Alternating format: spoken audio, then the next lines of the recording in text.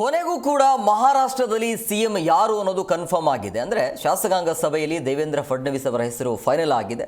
So ಹಂಗಾಗಿ ಮುಂದಿನ ಮಹಾರಾಷ್ಟ್ರದ ಸಿಎಂ ದೇವೇಂದ್ರ ಫಡ್ನವೀಸ್ ಆ್ಯಂಡ್ ಡಿ.ಸಿ.ಎಂ ಏಕನಾಥ್ ಶಿಂದೆ ಆಗುವಂಥ ಸಾಧ್ಯತೆ ಇದೆ. ಸೊ ಇವತ್ತಿನ ಶಾಸಕಾಂಗ ಸಭೆ ಹೇಗಿತ್ತು, ಜೊತೆಗೆ ಯಾವ ರೀತಿಯಾಗಿ ಪದಗ್ರಹಣ ಕಾರ್ಯಕ್ರಮ ಇರುತ್ತೆ, ಅದರ ಒಂದು ವರದಿ ನಿಮ್ಮ ಮುಂದೆ.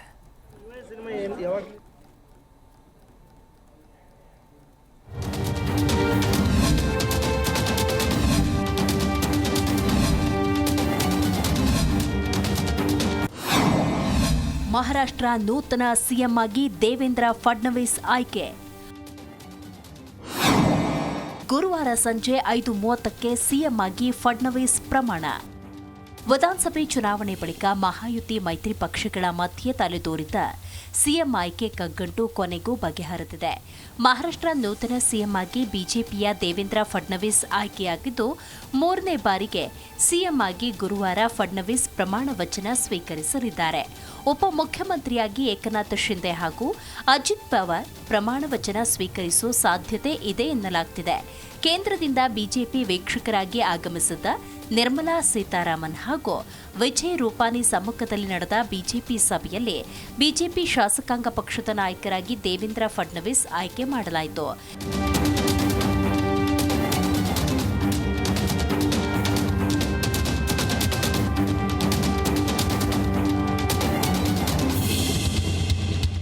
ರಾಜ್ಯಪಾಲ ಸಿಪಿ ರಾಧಾಕೃಷ್ಣನ್ ಭೇಟಿ ಮಾಡಿದ ಮಹಾಯುತಿ ಮೈತ್ರಿ ನಾಯಕರು ಸರ್ಕಾರ ರಚನೆಗೆ ಹಕ್ಕು ಮಂಡಿಸಿದರು. ಮುಂಬೈನ ಆಜಾದ್ ಮೈದಾನದಲ್ಲಿ ಸಂಜೆ 5:30ಕ್ಕೆ ಪ್ರಮಾಣ ವಚನ ಸ್ವೀಕಾರ ಸಮಾರಂಭ ನಡೆಯಲಿದ್ದು, ಪ್ರಧಾನಿ ನರೇಂದ್ರ ಮೋದಿ ಸೇರಿದಂತೆ ಬಿಜೆಪಿಯ ಪ್ರಮುಖ ನಾಯಕರು ಭಾಗಿಯಾಗಲಿದ್ದಾರೆ. ಪ್ರಮಾಣ ವಚನಕ್ಕೆ ಸಕಲ ಸಿದ್ಧತೆ ಮಾಡಿಕೊಳ್ಳಲಾಗಿದ್ದು, ಬಿಗಿ ಬಂದೋಬಸ್ತ್ ಕೈಗೊಳ್ಳಲಾಗಿದೆ.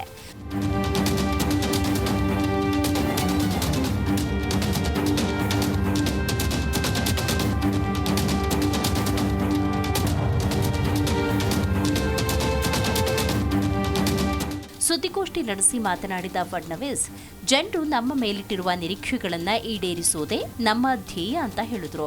ಪ್ರಧಾನಿ ನರೇಂದ್ರ ಮೋದಿಗೆ ಧನ್ಯವಾದ ಸಲ್ಲಿಸಿದರು. बहुत खुशी है मुझे कि 2.5 साल में हमारी सरकार ने, महायुति सरकार ने और हम तीनों ने और हमारी टीम ने जो काम किया है वो उल्लेखनीय है. उसके इतिहास में उसका सुनहरे अक्षरों में लिखा जाएगा. इतने बड़े निर्णय लिए, इसकी हमें खुशी है. हमें आमंत्रित किया है सरकार बनाने के लिए. नई सरकार का शपथ विधि ये 5 तारीख को शाम को 5:30 बजे विश्व गौरव भारत के प्रधानमंत्री माननीय नरेंद्र मोदी जी की उपस्थिति में संपन्न होगा. मुंबई के आज़ाद मैदान पर ये संपन्न होगा. और ನವೆಂಬರ್ 20ರಂದು ನಡೆದ ಮಹಾರಾಷ್ಟ್ರ ಚುನಾವಣೆಯಲ್ಲಿ ರಾಜ್ಯದ 288 ವಿಧಾನಸಭಾ ಸ್ಥಾನಗಳಲ್ಲಿ ಬಿಜೆಪಿ 132 ಸ್ಥಾನಗಳನ್ನು ಗೆದ್ದುಕೊಂಡಿದೆ. ಒಟ್ಟಾರೆ ಮಹಾಯುತಿ 230 ಸ್ಥಾನ ಗೆಲ್ಲುವ ಮೂಲಕ ಬಹುಮತವನ್ನು ಪಡೆದುಕೊಂಡಿದೆ. ಮಹಾರಾಷ್ಟ್ರದಲ್ಲಿ ಮಹಾಯುತಿ ಮೈತ್ರಿಕೂಟ 2ನೇ ಬಾರಿಗೆ ಅಧಿಕಾರದ ಗದ್ದುಗೆ ಏರ್ತಾ ಇದ್ದು, ಗುರುವಾರದಿಂದ ಮತ್ತೆ ಫಡ್ನವೀಸ್ ದರ್ಬಾರ್ ಶುರುವಾಗಲಿದೆ. Bureau report, Zee Kannada news.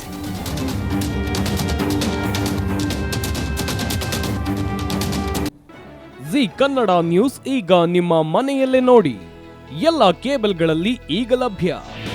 ನಿಮ್ಮ ನೆಚ್ಚಿನ ಜಿ ಕನ್ನಡ ನ್ಯೂಸ್ ಈಗ ಸನ್ ಡೈರೆಕ್ಟ್ ನಲ್ಲಿ number 292, Tata play number 1664, Jio TV number 1334, NXT digital number 30, in cable number 30, city networks 51, U digital number 162, GTPL number 17, Rockline telecommunications number 42, Shri Basaveshwara cable number 168, rural cable network 60, Vinayaka digital 57, Abhishek cable 821, city channel 53, Siddeshwara cable network 57, V4 digital Infotech 628, Surya digital networks 53, Gajanan digital number 836, Malnad Infotech Private Limited number